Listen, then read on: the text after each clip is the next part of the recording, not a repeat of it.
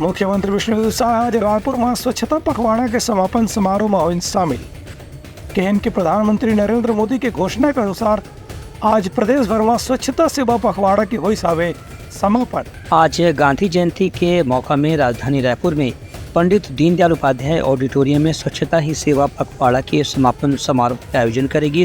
एमा मुख्य रूप से मुख्यमंत्री विष्णुदेव साय मौजूद रही हैं। संगे संग राज्य सरकार के वन मंत्री केदार कश्यप, सांसद बृजमोहन अग्रवाल भी मौजूद रही हैं। मुख्यमंत्री खादी ग्राम उद्योग के प्रदर्शनी के भी अवलोकन करीन। ए मौका में मुख्यमंत्री खादी के उत्पाद, कपड़ा या दूसर सामान के बिक्री ला बढ़ावा देवर 25% के सब्सिडी और छूट के भी घोषणा करीन है। 31 मार्च 2025 तक के खादी के वस्त्र खरीदे में 25% तक के छूट पूरा प्रदेश में दे जाही, ऐसे मुख्यमंत्री के घोषणा रही से। संगे संग प्रदेश भर के मंदिर, देवाला, गुरुद्वारा, मस्जिद में भी स्वच्छ बनाए बर आज मुख्यमंत्री लोगन से अपील करीन कि पिछला 15 दिन से चलने वाला स्वच्छता पखवाड़ा के आज गांधी जयंती के दिन में समापन हुआ थे।